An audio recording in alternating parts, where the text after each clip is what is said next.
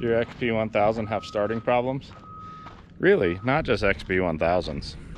Any CVT vehicle this applies to. But first, let's take a look at this machine. This is Mike's. I think it's 2015. It is a Fox edition XP1000 two-seater. Came factory with the gnarly Fox shocks on it, so they didn't do that again until the turbo models came out. That's pretty cool. Pretty nice machine. I believe he bought it brand spanking. He dropped it off because it's got some problems. The biggest problem is, well, I'll show you. You can listen and I'll show you, and let's get after it here.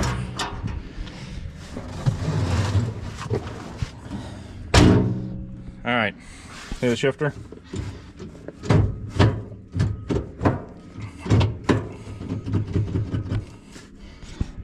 All right, you can shift it, right? Let's try and start it in park.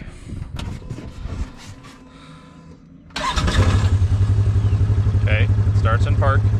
Can we put it in gear? As soon as you go to pull it into reverse, it dies. Why does it do that? Something with the clutch is fucked up. So if yours does this, you might find out that the shifter is really hard to shift. It's because the belt is grabbing, or the shivs are grabbing on the belt, and it's not allowing the transmission to move freely. So you might have to roll it back and forth or kind of shake your body a little bit to transfer weight to get it to release. But if you're out on the trail and it's doing some weird stuff like this, this is how you get back to your truck or to your cabin or to your whatever. See? Neutral. Put it in low. You're gonna have to put your foot on the brake because there's a brake safety, and then you go to start it and you're gonna have to kind of 2-foot it like it's carbureted. See? But because the clutch is hung up, we've got to start it that way in order to get it to move. You try and start it in park, as soon as you put it in gear, it dies because it's like it's going into 1-to-1 ratio right away. This thing doesn't make a lot of torque, it can't do that. But anywho, we're gonna tear into this, figure out what's wrong with the clutching, and you're gonna go along for the ride so you can learn. First thing I noticed when I took the cover off of Mike's clutch is the primary is not released all the way. How I know that is because of this. So right now the primary is grabbing onto the belt, and how we can verify that is a couple of things. You could either look at the clutch and see that it's not traveled all the way down, flyweights are under tension, you can't release that, but then also you can start it. This should not be spinning when the primary is spinning, and I guarantee you when we go to start it, this is going to start spinning. This belt goes to the secondary, this goes to the transmission. As soon as this spins, that's going to try and make the transmission do something. That's why right now, when you go to start it in gear, it takes off, is because the primary is grabbing on the belt. So let me start it and you can watch.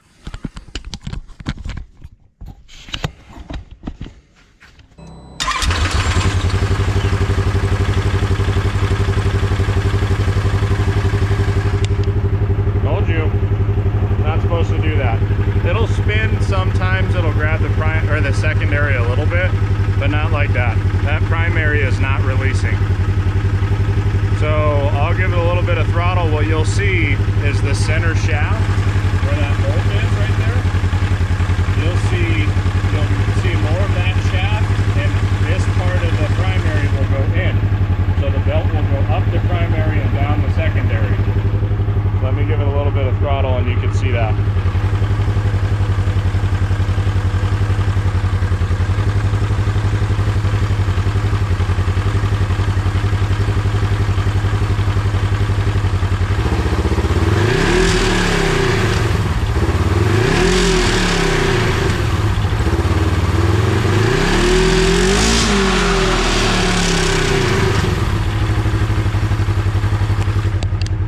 You guys seen, because I couldn't, because I was up here touching the gas pedal. All right, let's take the belt off. We're just going to take the primary and the secondary off and go from there. All right, the primary's grabbing the belt so hard that I can't even rotate the belt off of the secondary to get it out. So I'm just gonna pull this bolt out. This will slide off without a tool. And then I'll put the puller in there, take the primaries with the belt all together in one piece out. So that's another trick. If it doesn't want to come off, just take everything off together. All right, let's take a look at this and see why it's getting hung up.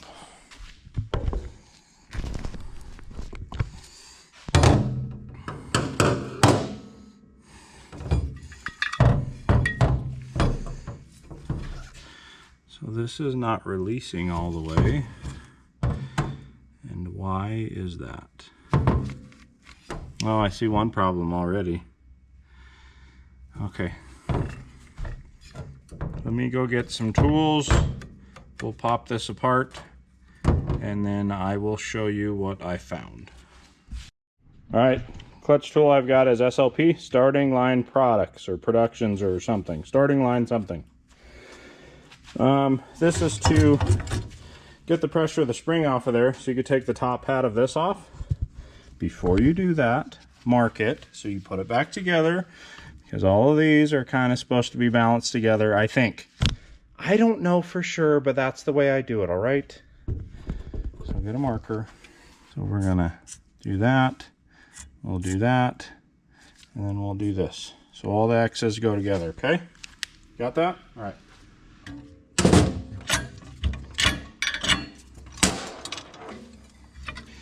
That's why you gotta have this tool, because see how much that lifted up with the spring pressure?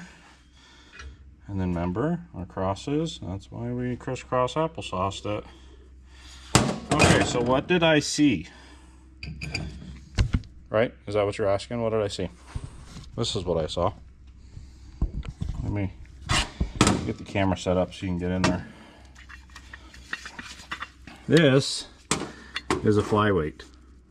See how it's over on that side? You can see the little spacer. It's a little washer guy over there. Look at this side. See how that's like buried in there? This one's not so bad. Look at this one. The actual weight is digging into the cast aluminum here. Look how much play that thing has. Not supposed to have that. This is pretty common on these primaries. This is very soft material. What it'll do is this clutch, because of how it's spinning, this flyweight wants to fly that way with the engine RPM.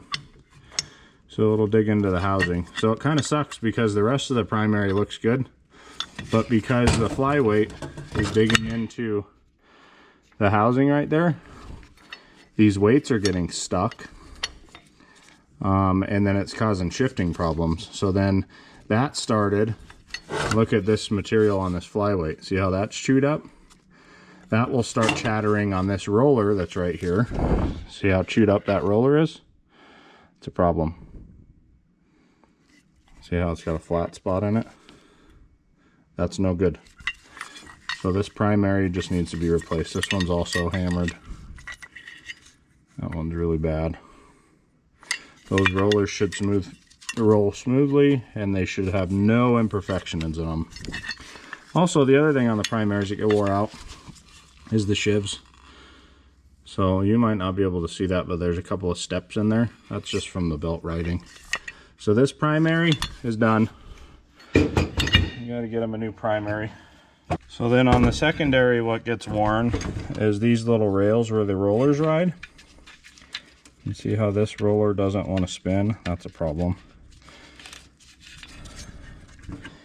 So we use this tool to take this apart too. You got to take these bolts out of there, but you got to use a torch to break the Loctite loose so that you can break those out.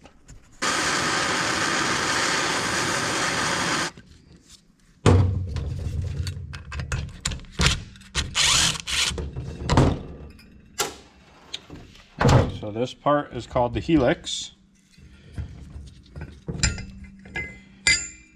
And there's another set of rollers that's on the inside of this that roll up the helix. So this is an aftermarket helix with two profiles on it.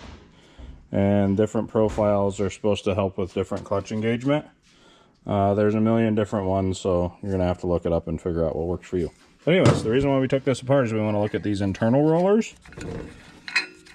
And then there's also another piece that's underneath this that we need this press tool to get to. So we'll get that set up and take that apart. So in order to get this apart, you got to take that, what do they call those things? Snap ring out of there. But this is under spring pressure. So you got to have 3 arms while you're doing it.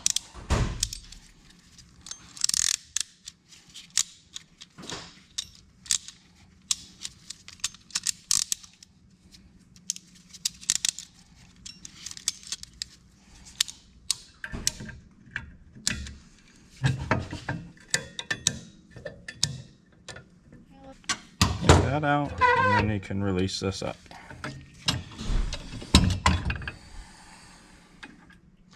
So inside of this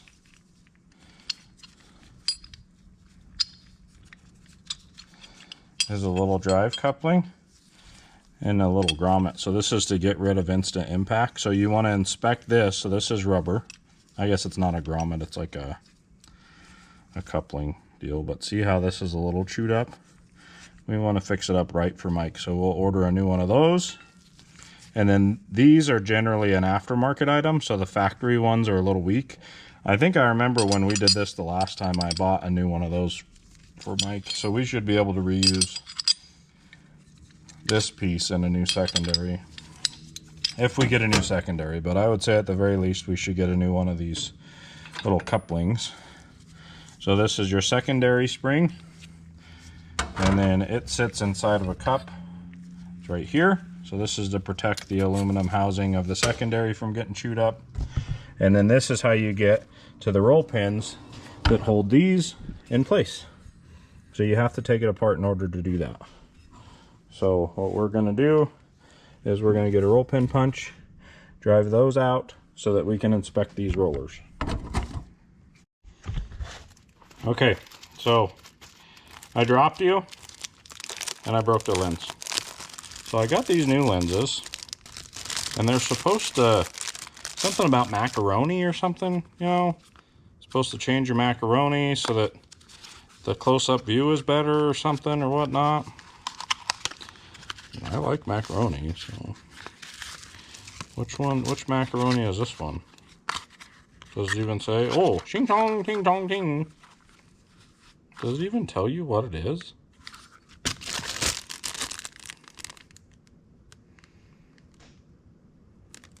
I think this is just the exact same. I don't know. Oh, here. Okay, so this is a replacement one. That's like a factory one. We don't care about that. We're way cooler than that. This is the 15X macaroni lens. See? I don't know if you can see that. This will be a test because you're supposed to be able to read stuff better. See how it's not super clear? I think that this lens that's on there right now works best at like 15 inches away. So with the 15X macaroni one, you're supposed to be able to see better closer. Of course, I think it affects further away, but let's be honest. For what we're doing right now, working on Mike's RZR transmission, real up close and personal. Okay, so come on, get out, get. Oh, there's only one of them?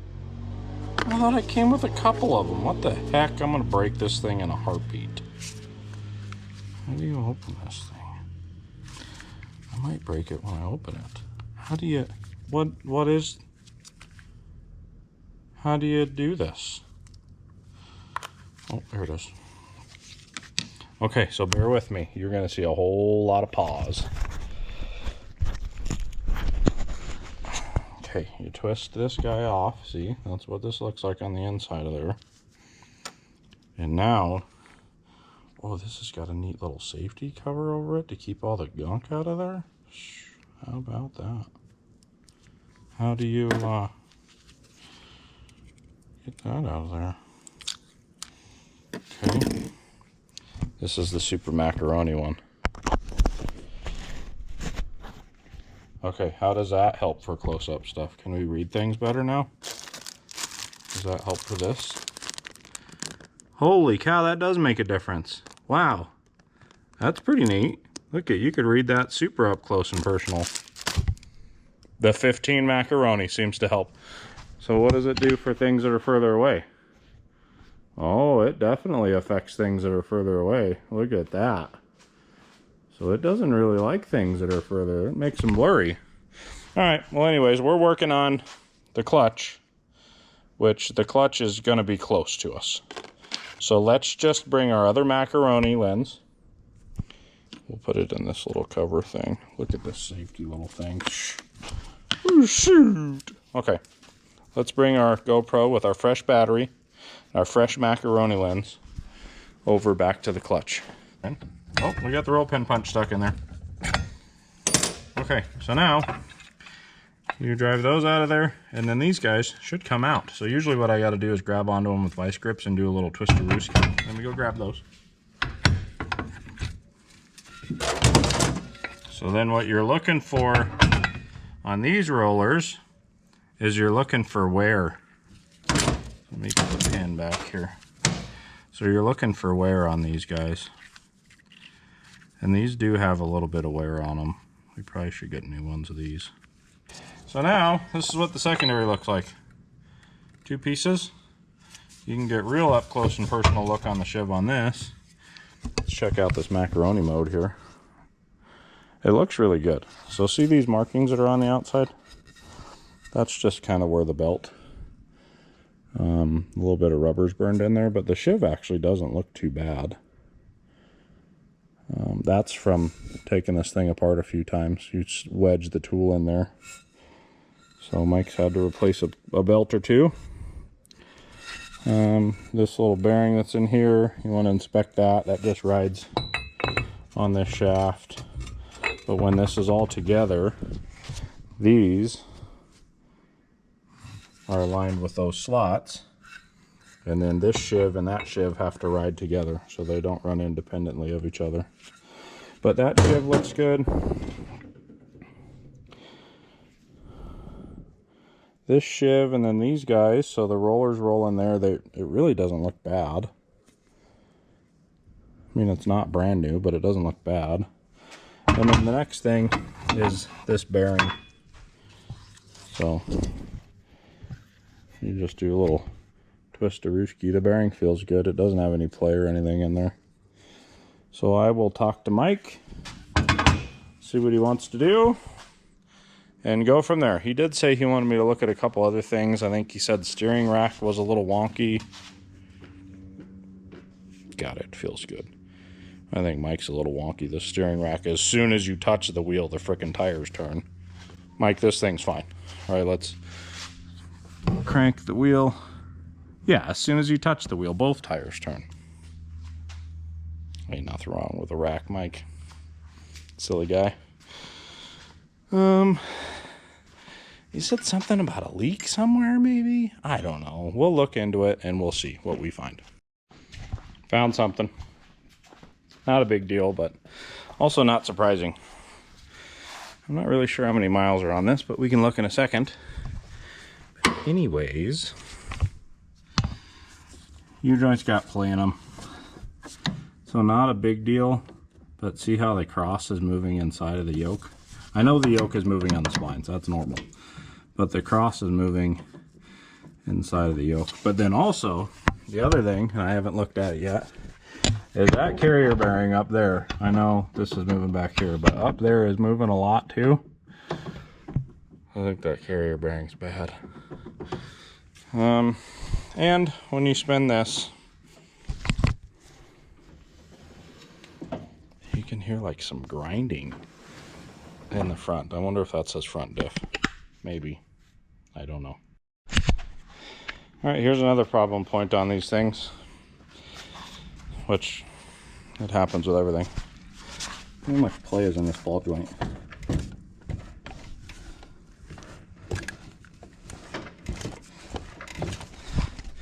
Look at a 1/4 inch play in there. On both sides. I just do all 4 ball joints on this, but I got parts for Mike's razor. Got a diff, which he already had that. Got a new primary. Got some brake pads, a new ball joints, carrier bearing, SLP clutch kit because his old weights were roasted. Those are over here. Here's his old primary. That flyweight's not that bad. That one, toasty. This one, really bad. These rollers that are in here are shot. As you already seen in the previous little part of this video. Anywho, let's get together. Let's put this stuff together. How about it? All right, first part. Just take these out so you can put the flyweights in. Do that before you do the spring, because see how easy this is to move without the spring in there? Yeah, that's why you do it first. Well, you probably get this out of there because you don't need this. The way that those install is like this. So at the top of the primary up here, there is a roller. See it right there? And that roller rolls on this face of the weight. So that's why it's got to go like that. All right, let's get to it. This is machined flat here. It's big. See how over here it's not? That means the bolt goes in this way. See, the head of the bolt goes over here where it's not machined. The nut goes there where it is machined, so it could ride flush. Put it together the right frickin' way. They should pivot just fine. So you do not want these in any sort of bind. They should move free and smooth and free. Okay, now the next part. Put the spring in there. So you have to take the top off of it. We got to get the tool out and the compressor that you've seen that, see hold in the stuff, and that's what we got to do. That X is an alignment mark. So that X should align up with another X here and another X here. Now does it? I don't know. Where's the other freaking X's at here?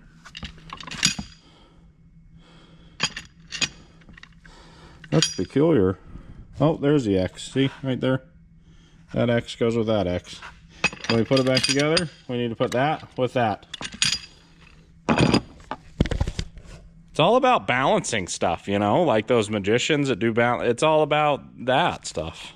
Collapse this down. You got to make sure that this post for the primary is aligned with the top plate. Push it all the way down so that you're not using the threads to draw this together, but you have this plate smashed up against this plate, and then you're using the threads on the bolts to hold it together. This is all aluminum. If you try and use the threads to pull it all together, you'll rip the threads out of it. Ask me how I know. I do dumb things so that you don't have to. Dumb things cost a lot of money. Okay, so the primary is put together the way that it should be. Supposedly. We'll probably have to do some tuning. This thing has got 32s on it. I believe that's what these are. Yeah, 32-inch tensors. So I got to get this thing dialed in for him. But primary's done. Let's do the secondary. We'll do a little learning as we're doing it too. So here's this spider coupling that's a little chewed up. Got a brand spanker right there. Tell you what. This is garbage. And this roller, see how it's a little wibbly wobbly and the outside of it's a little chewed up. So we're gonna get rid of that. And we got freaking new ones. So if you remember right, we took this apart, right? Remember those X's we were talking about? There's one right there. Don't worry about this. This is where the tool goes to help separate this to remove the belt. But there's an X there, and there's an X there. So that's how that lines up. But before we do that, we're going to clean these shivs up really good, because why not? We got it apart. All right, the SLP kit comes with its own helix. So what we got to do, and it comes with its own spring. So this is the bottom where the spring rides inside of this. If it doesn't have this, it starts chewing up the secondary. That goes like that. This is our wheels that go in our helix. See, that's how that works. But we got to put our spider in here. So our new spider right here. And this has got a spline, master spline on it right there. So you got to line it up with the secondary. You usually try and put that on the side so that when I press this down, I can get it lined up. But now, you put your snap ring on there. There you go. That's what it looks like close up after it's together. So the helix, these guys is what line up with the rollers. You kind of can't screw this one up. If you've got a double helix like this one, this one's got 2 different ramps in it. We're going to start with this one and see how it feels, and if we've got to switch out the helix, we can. This one has one ramp that's a more aggressive than the other. So you line this up, and then you just clock it until you're lined up with your bolt holes. And then these bolt holes, or these bolts, I put a little bit of blue Loctite on because I've had these come loose. So let's do that. We'll torque those down, and then this one will be done. Well, we're learning stuff. We learned this has got a serviceable carrier bearing that's toast because it's never seen grease a day before in its life, from what I can tell. Anywho, we're going to tear it out. We're going to put a factory Polaris one back in there because it's not greasable, and if you ain't ever going to grease it, then why put a grease zerk on there, you know? Anyways, we got to pull the drive shaft out. We got the diff loose. We had to take the winch loose. That's going to be a pain in the butt getting that back together because the bolts come from up there and you can't get to them. Yep. So we got to take the carrier bearing loose, take both pieces of the drive shaft out. We're going to take that to the driveline shop so that Bill can balance those if he's got to rephase it, whatever. But all of the joints are bad, and the carrier bearing's bad. You got a bit of play in them. So Mike wants this right, so that's what we're doing. We're making it right. Just a little bit of yelling involved, but we got it out. And I got to take the rest of the carrier out, but this joint, that's just as much as it moves. And this way is a little crunchy. This joint, it moves all right. Slip doesn't slip at all, which doesn't matter, but for when you're removing it, it's fun taking the entire thing out as one piece. Carrier, I don't think it has any grease in it. And then this is the transmission side. This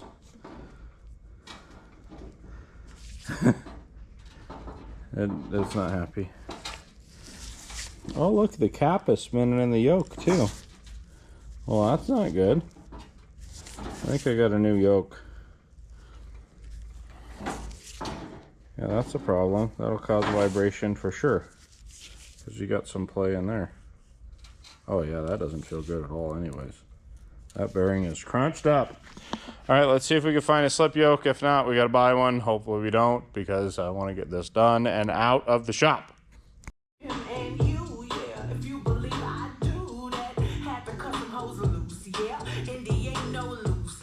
Anyways, God, let's get to business here.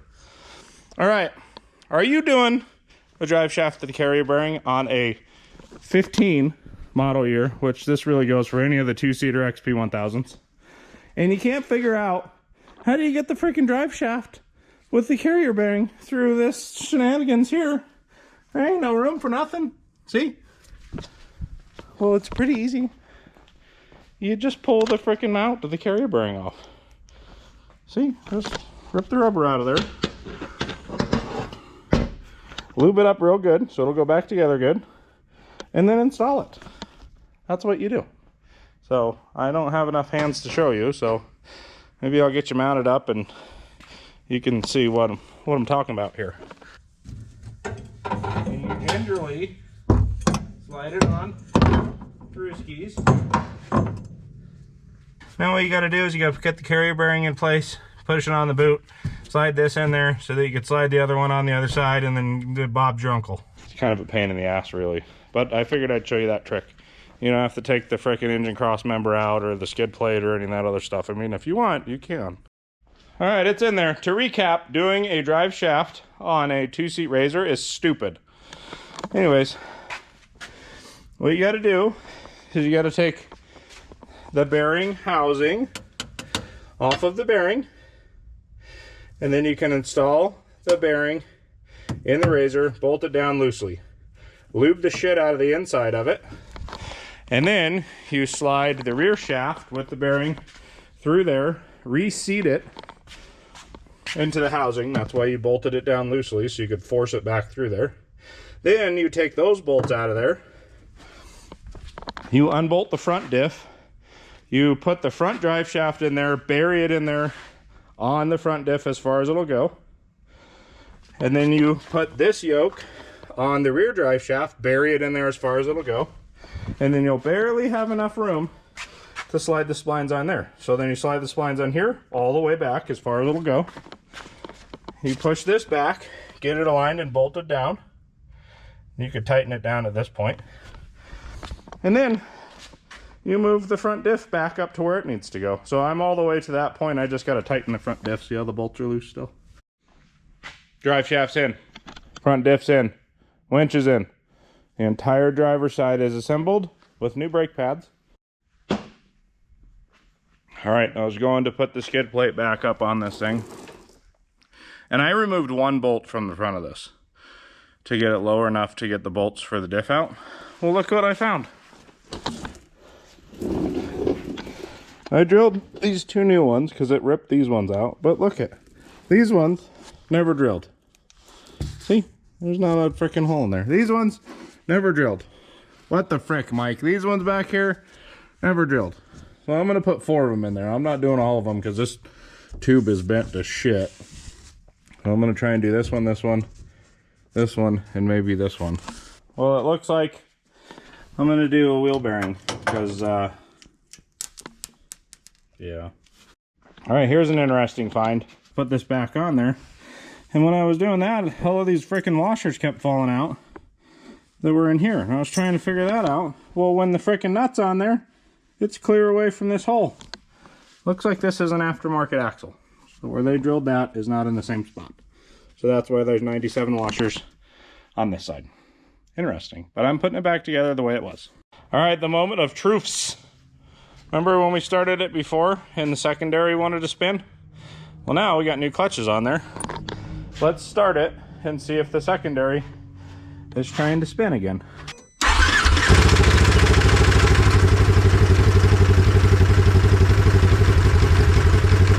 Ta-da! That's the way it's supposed to be. And then you should be able to shift it and it doesn't die.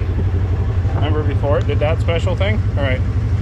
Reverse, didn't die. Neutral, didn't die. Low, didn't die. High, didn't die. We did good. We did good work here. I like this. Avoid death. And this is the flux capacitor. That's cool. We need to go test drive it and see what happens. Let me open the garage up. You can be over there just looking at me. How about that?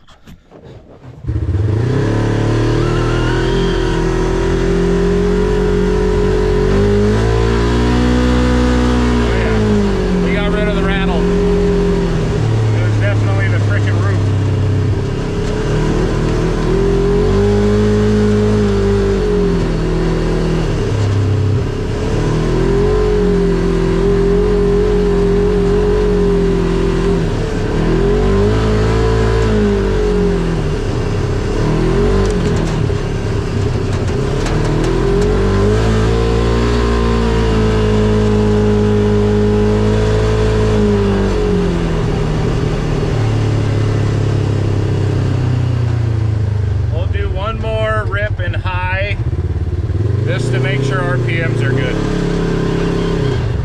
I'll turn you around so you can see it.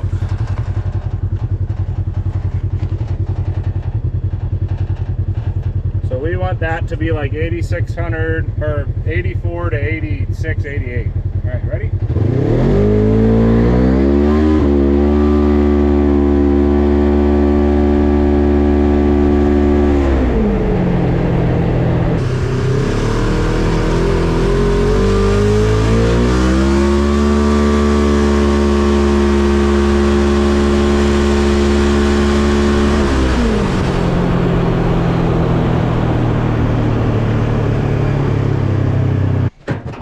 I hate doing doing that in the neighborhood just because I hate when other people do that in the neighborhood, but everybody else does it, so.